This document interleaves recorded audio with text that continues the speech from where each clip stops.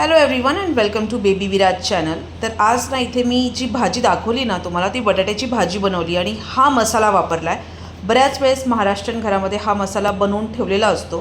तर याच्यामध्ये मी सुकलेलं खोबरं, कांदा, लसूण, आलं आणि डाळ्या ह्या सगळ्या गोष्टी व्यवस्थित रोस्ट करून त्याच्यानंतर मी त्याला आता मिक्सरमधून काढून घेणार आहे। आणि मिक्सरमधून काढून घेण्याच्या आधी आपल्याला भरपूर अशी कोथिंबीर पण लागणार आहे। तर ह्या सगळ्या गोष्टी छानपैकी गरम झाल्या, त्याला आता मी थंड केलं आहे आणि त्याच्यानंतर मग आता हे आपण व्यवस्थित मिक्सरमध्ये ग्राइंड करून घेणार आहोत। आणि जसं मी सांगितलं भरपूर अशी कोथिंबीर टाकायची आहे।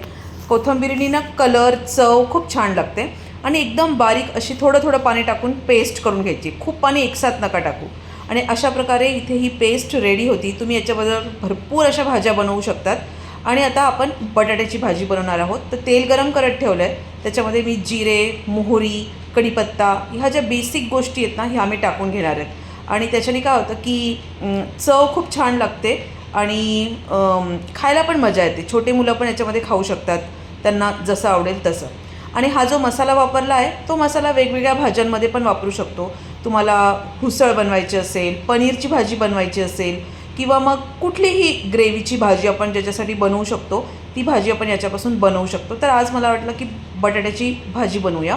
तर हा मसाला मी याच्यामध्ये वापरते आहे आणि त्याच्याबरोबर आपले जे मसाल्याच्या डब्यांमधले जे मसाले असतात ना तेही आपण याच्यामध्ये टाकूया। तर 1 चमचा मी इथे लाल तिखट वापरते आहे आणि हे प्रॉपर लाल तिखट आहे, बेडगी मिरची वगैरे नाही आहे, कलरसाठी नाही आहे। 1 चमचा काळा मसाला, तुम्ही मसाल्याचं प्रमाण कमी जास्त करू शकतात। हळद अर्धा चमचा आणि धणे पावडर अर्धा चमचा। तुमच्या घरामध्ये जे छोटे मुलं असतील किंवा जास्त तिखट तुम्ही खात नसाल तर मग तुम्ही कमी जास्त याचं प्रमाण करू शकता, काही हरकत नाही, छान लागतं। पण बटाट्यांना मोस्टली जास्त चव नसते, त्याच्यामुळे थोडीशी तिखट असली की चव लागते। आणि आमच्या घरामध्ये सगळ्यांनाच तिखट खायला चालतं, त्यामुळे मग आम्ही थोडंसं तिखटच खातो। तर व्यवस्थित मसाले आपण परतून घेऊ, कारण की आपण जो मिक्सरमधून मसाला काढलेला आहे तो मसाला आहे ना असा व्यवस्थित परतला, कच्चा राहिला नाही ना तरच त्याची टेस्ट चांगली लागेल। त्याच्यामुळे हे व्यवस्थित परतून घ्यायचं आहे। तुम्हाला जर वाटलं की खाली लागतो आहे तर आपण थोडंसं याच्यामध्ये पाणी टाकायचं आणि ते पुन्हा परतवून घ्यायचं, जोपर्यंत त्याच्या साईडनी तेल सुटत नाही तोपर्यंत व्यवस्थित असं आपल्याला मिक्स करून घ्यायचं आहे। तर साधारण इथे अगदी थोडं म्हणजे अर्धा ग्लासपेक्षाही कमी इथे मी पाणी टाकते आहे आणि त्यानंतर मग फक्त मसाले खाली लागू नये म्हणून हे बघा, बस एवढंच। आणि त्याच्यानंतर हे व्यवस्थित पुन्हा मिक्स करून घ्यायचं आणि ते छान परतवू द्यायचे। तुम्हाला हवं असेल तर त्याच्यावर तुम्ही झाकण ठेवलं तरी काही हरकत नाही आहे। आणि अशी छानपैकी ते परतले, त्याच्या साईडनी जेव्हा तेल निघायला सुरुवात होईल असंच सोडून जायचं नाही, तर मग ते सगळे चिटकले राहतील, म्हणून कंटिन्यू त्याला हलवत राहायचं। आणि मग अशा प्रकारे त्याचे जेव्हा तेल सुटायला लागतं ना त्याच्यानंतर आपण त्याच्यामध्ये भाजी टाकू शकतो। तर कढीपत्त्याचा कलर बघा किती छान आला आहे। आपण जो मसाला वापरला त्याचाही टेक्स्चर, कलर चेंज होत चालला आहे, याच्यामुळेच आपली भाजीला चव चांगली लागते।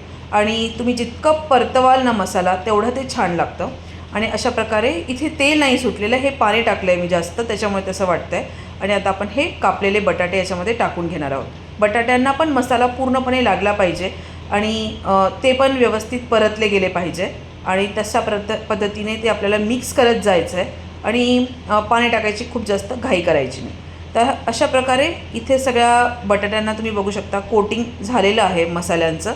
आणि आता आपण याच्यावरती पाणी टाकणार आहोत। तर पाण्याची कन्सिस्टन्सी तुम्हाला कोरडी खायची आहे भाजी म्हणजे फक्त पोळीबरोबर की ग्रेव्ही, तुम्ही ही भाजी पुलाव, साधा भात, जिरा राईस कशाबरोबरही खाऊ शकतात, इतकं छान लागतं। आणि आता मी इथे 1 ग्लास पाणी टाकलेलं आहे आणि व्यवस्थित त्याला मिक्स करून घेते। आणि शेवटचं आपलं इन्ग्रेडियंट असेल ते म्हणजे मीठ, ते आपल्याला टाकायचं आहे। आता याच्यामध्ये आपण टाकूया मीठ, चवीपुरतं मीठ टाकायचं आहे। हे मी राईसबरोबर पण खाणार आहे, त्याच्यामुळे मी पाण्याची कन्सिस्टन्सी थोडी जास्त ठेवली आहे। आणि बटाटे खूप लवकर शिजले जातात, त्याच्यामुळे त्याला पाणी जास्त खरं तर गरज नाही पडणार। तर अशा प्रकारे इथे बघा मस्तपैकी याला मिक्स करून घ्यायचं, व्यवस्थित उकळी येऊ द्यायची आणि नंतर आपण टाकणार आहोत गार्निशिंगसाठी कोथिंबीर। कोथिंबीर आपण वाटणामध्ये पण टाकलेली आहे, पण वरतूनही थोडीशी टाकूया। व्यवस्थित त्याला शिजू द्यायचं, तुम्ही झाकण पण ठेवू शकता याच्यावरती आणि आरामात ती पूर्णपणे शिजल्यानंतर खूप छान टेस्ट लागते। हे बघा आपली भाजी मस्तपैकी शिजलेली आहे, वरती तरी छान आलेली आहे। आणि तुम्हाला वाटत असेल खूप तिखट आहे तर खूप तिखट पण नाही आहे, एकदम छान लागते। तर ही भाताबरोबर, भाजीबरोबर, पोळीबरोबर मस्तपैकी तुम्ही याला बनवून खाऊ घालू शकतात। मुलांना तर खूप जास्त आवडते।